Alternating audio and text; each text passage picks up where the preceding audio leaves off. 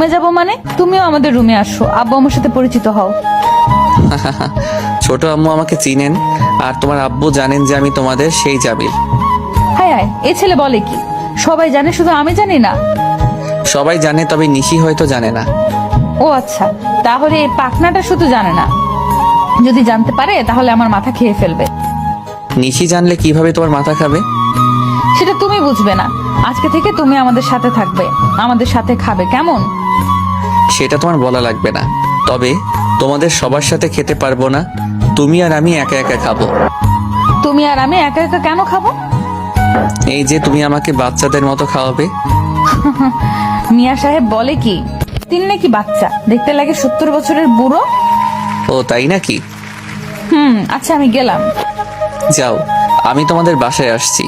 মৌ দরজার সামনে চলে, সেখান থেকে আমাকে আবার ডাক দিল। এই যে আমার ভবিষ্যৎ। কি গো? তুমি আসলে বুড়ো না, খুব কিউট। এ কথা বলে চলে যায়। আমি রুমে বসে পড়লাম। সময় প্রায় সন্ধ্যা 7টা পার হয়ে গেছে। বিছানায় শুয়ে শুয়ে মোবাইল টিপছি। রাত প্রায় 9টার সময় নিচে ছোট আম্মুর কাছে গেলাম।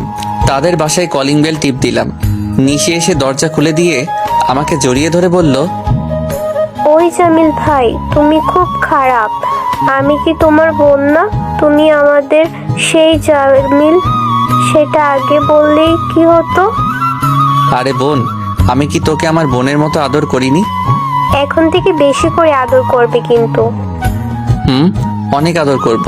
তুমি আমার একমাত্র বোন, তাই বেশি করে আদর করব। মনে রাখবো। আচ্ছা চলো ভিতরে যাই। নিশিকে কোলে নিয়ে নিলাম। ড্রয়িং রুমে দেখি কেউ নেই। মৌ হয়তো ওর রুমে আর ছোট আব্বু ওনার রুমে। তাই সোজা কিচেনে চলে গেলাম। সেখানে গিয়ে দেখি আমার শাশুড়ি আম্মু রান্না করছেন। নিশিকে নামিয়ে দিয়ে ছোট আম্মুকে বললাম, আজকে থেকে মেয়ের জামাইকে একটু আদর করে খাওয়াবে কিন্তু। তার মানে আজকে মৌকে সব বলে দিয়েছো? বলে দিয়েছি। তাই তো বলি, আমার মেয়ের মনে আজকে এত রং লাগলো কেমনে? আচ্ছা ছোট আম্মু, আমি একটু মৌয়ের রুমে যাই। বাবা, আমার মেয়ের জন্য এত টান?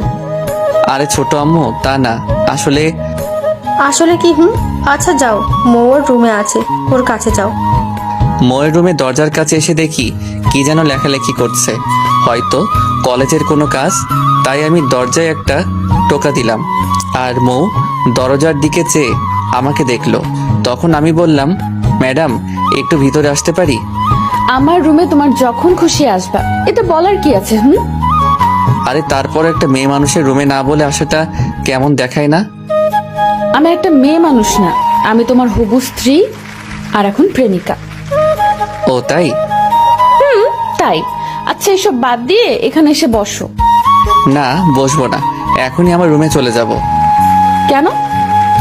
আরে বাবা, ছোট আব্বু শুনলে রাগ করবে, বলবে তোমার রুমে আমি কি করি। হায় আল্লাহ, এই ছেলে কয় কি? চুপচাপ এখানে বসো, আমি তোমার জন্য কফি নিয়ে আসছি। এই আমি কফি খাবো না, চা নিয়ে আসো। আচ্ছা চা নিয়েই আসবো। মৌ চা আনতে কিচেনে চলে গেল আর আমি মৌয়ের রুম পরিদর্শন করছি। রুমটা খুব গোছানো। হঠাৎ বইয়ের সেলফি একটা ডায়েরি দেখতে পেলাম, তাই এটা হাতে নিয়ে পড়তে চাইলাম। কিন্তু পরক্ষণেই ভাবলাম আরেকজনের লেখা ডায়েরি পড়া ঠিক না। ডায়েরিটা হাতে নিয়ে এসব ভাবছি পড়বো কিনা, রেখে দিব। কিন্তু ততক্ষণে মৌ 2 কাপ চা নিয়ে চলে আসছে। সমস্যা নেই, ডায়েরি তোমাকে নিয়েই লিখেছি, চাইলে পড়তে পারো। ও তুমি দেখে ফেলছো? কেন, দেখলে কি সমস্যা? নাকি চুরি করতে চাইছিলে? দেখলে তো সমস্যা, আমি কিন্তু চুরি করতে চাইছিলাম। আচ্ছা তোমার যা ইচ্ছা করিও, এখন চা খাও, ঠান্ডা হয়ে যাচ্ছে। খাচ্ছি। দুজন মিলে চা খাচ্ছি আর গল্প করছিলাম। কিন্তু আমি মৌয়ের চায়ের কাপ খাবো, তাই মৌকে বললাম, এই তোমার পিছনের দেয়ালে ওইটা কি? মৌ পিছনে ফিরে তাকালো আর আমি সাথে সাথে আমার চায়ের কাপ ওর জায়গায় দিয়ে দিলাম আর ওর চায়ের কাপ আমি নিয়ে নিলাম। কই পিছনে কি? ও এখানে কি ছিল? মনে হয় আমি ভুল দেখেছি। মিথ্যা বলার জায়গা পাও না? আমাকে বললেই তো হতো, আমার চায়ের কাপ তোমাকে দিয়ে দিতাম আর তোমার চাটা আমি নিয়ে নিতাম। ও তাহলে তুমি বুঝে গেছো? বুঝবো না, এখন তোমার সবকিছুই আমার বুঝতে হবে। বেশ কতক্ষণ মৌয়ের সাথে গল্প করলাম। তারপর তাদের সেখানে রাত্রের খাবার খেয়ে আমার রুমে চলে গেলাম। রাত অনেক হয়েছে, তাই ঘুমিয়ে পড়লাম। পরের দিনকে দরজায় ধাক্কা দিল, তাই ঘুম থেকে উঠে দরজা খুলে দেখি মৌ দাঁড়িয়ে আছে। মৌ আমাকে বলল, বেলা বাজে 11টা আর জমিদার সাহেব এখনো ঘুমাচ্ছেন। এত সকাল আর তুমি বলছো 11টা? তাহলে ঘড়ির দিকে তাকিয়ে দেখো। আমি ঘড়ির দিকে তাকিয়ে দেখি 11টা হয়ে গেছে। তাই বললাম, 11টা হয়ে গেছে, তাতে কি হয়েছে? কেন, বড় আপু যে বললেন আজকে থেকে তুমি অফিসে যাবে। ও শিট, সে কথা আমার মনে ছিল না। তুমি একটু বসো, আমি তাড়াতাড়ি ফ্রেশ হয়ে আসছি। মৌকে আমার রুমে রেখে ওয়াশরুমে চলে গেলাম। সেখানে গোসল করে কাপড় চোপড় পরে বেরিয়ে আসলাম। মৌ আমার দিকে চেয়ে চেয়ে বলল, বাহ, আমার জামটাকে তো আজকে খুব সুন্দর লাগছে। মৌয়ের কথায় খুব লজ্জায় পড়ে গেলাম। যেহেতু লজ্জাটা বেশি মেয়েদের ভূষণ, এই প্রথমবার মৌ আমাকে বলল খুব সুন্দর লাগছে। ও তাই? আর তোমাকে যে একটা অপরূপ সৌন্দর্যের পরি লাগে সেটা কি জানো? থাক, পাম মারিও না, আমি গেলাম। এই মৌ শোনো, কি? তুমি আমার সাথে আমাদের অফিসে যাবে। মৌ আগে থেকে আমাদের সেই অফিসটা চিনে, কারণ আগে ছোট আব্বু এই অফিসের বস ছিলেন, তাই আর ওনার সাথে মৌ প্রায় যেত। আমি কেন যাব? তুমি কি চিনো না? ও, তুমি তো সত্যিই চিনো না গো। আমি চিনি না, তাই বললাম। আচ্ছা, তুমি একটু অপেক্ষা করো, আমি আসছি। আচ্ছা, তাড়াতাড়ি আসো। মৌ নিচে ও রুমে চলে গেল, আর আমি বসে বসে ফোন টিপছি। একটু পর মৌ একটা মিষ্টি কালার ড্রেস আর হিজাব পরে আসলো। আমি তাকে দেখে একটু মুচকে হাসি দিলাম, আর মৌ সেটা লক্ষ্য করলো। কি এভাবে হাসলে, কারণ কি? না কিছু না, এমনিতে হাসি দিলাম। সত্যি করে বলো, না হলে আমি তোমার সাথে অফিস যাব না। আসলে তোমাকে খুব সুন্দর দেখাচ্ছে, তাই একটু হাসি দিলাম। ও তাই? সত্যি আমাকে আজকে সুন্দর দেখাচ্ছে? না, শুধু আজকে সুন্দর দেখাচ্ছে না, বরং প্রতিদিন তোমাকে সুন্দর লাগে। ইচ্ছা করে? কি ইচ্ছে করে? না কিছু না। আরে বলো না শুনি। আরে তাড়াতাড়ি চলো, দেরি হয়ে যাচ্ছে। আচ্ছা চলো। আর এই নাও গাড়ির চাবি। গাড়ি চাবি দিয়ে কি করব? তাহলে যাবে কিভাবে? আরে আমার বাইকে যাব। ও সরি, তোমার বাইকের কথা আমার মনে নেই। আমার খুব ইচ্ছে তোমার বাইকের পিছনে বসবো। আসো তাহলে, কিন্তু একটা কথা, পিছন থেকে জড়িয়ে ধরতে হবে। সেটা তোমারে বলা লাগবে না। কেন বলা লাগবে না শুনি? কারণ সেটা আমি আগে থেকে ভেবে রেখেছি যে তুমি যেদিন গাড়ি চালাবে বা এমনি তো আমি তোমাকে জড়িয়ে ধরবো। ও তাই বলো। আচ্ছা এখন চলো অফিসে, এমনিতেও দেরি হয়ে যাচ্ছে। আচ্ছা, আমার বাইকটা নিয়ে অফিসের দিকে যাচ্ছি। মৌ আমাকে খুব শক্ত করে জড়িয়ে ধরেছে। আমি পথ চিনি না, তাই মৌ আমাকে যেদিকে দেখিয়ে দিচ্ছে আমিও সেদিকেই যাচ্ছি।